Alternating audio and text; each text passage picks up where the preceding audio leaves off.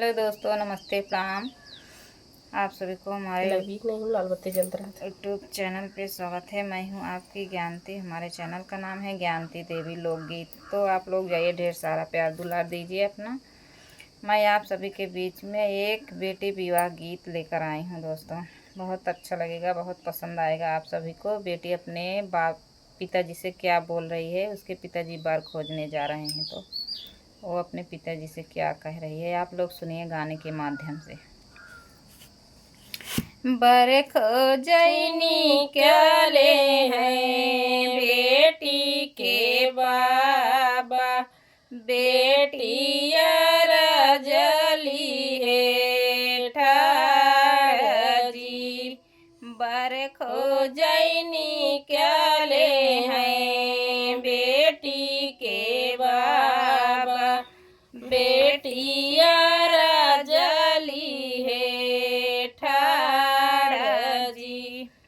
लड़का ही बरजनी खोज मोरे बाबा, लड़का बड़ा ही दुख देनी। लड़का ही बरजनी खोज मोरे बाबा, लड़का बड़ा ही दुख देनी। दिन भर खेलन लड़का बैठा बोला, रतिया समाई माई गोद जी। दिन भर खेलाई लड़का बैठा बोला, रतिया सोमाई मैया गोद जी।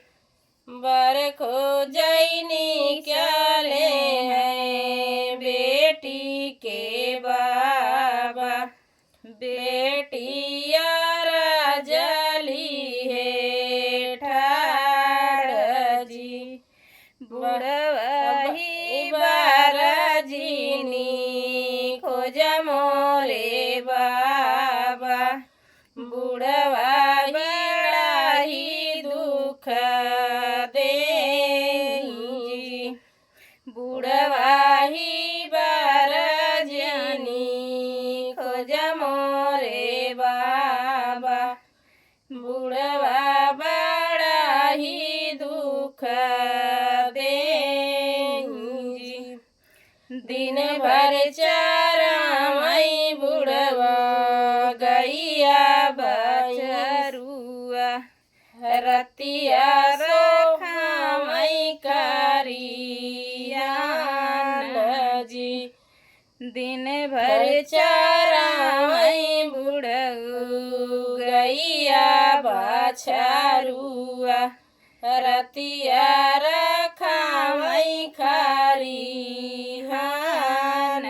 जी। बरखो जैनी करे है बेटी के बाबा, बेटी रजली है ठाड़ जी। पंडित बर तुही खोज मोरे बाबा, पंडित बर तुही खोज मोरे बाबा, पंडित बड़ा ही सुख देनी। दिन भर बाँचई पंडित पोथिया पतरवा, रतिया में आई सुख नींद जी।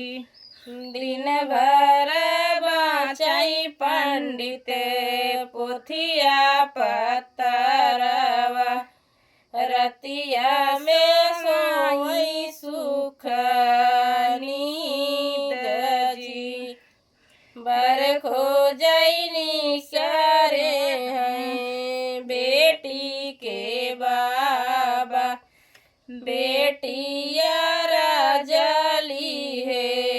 ठाड़ जी। तो दोस्तों आप लोगों को ये गाना कैसे लगेगा, बहुत अच्छा लगेगा। आप लोग अपना प्यार दुलार आशीर्वाद बनाए रखना। हमारा तो दम घुटे लागत है गाना गात गात।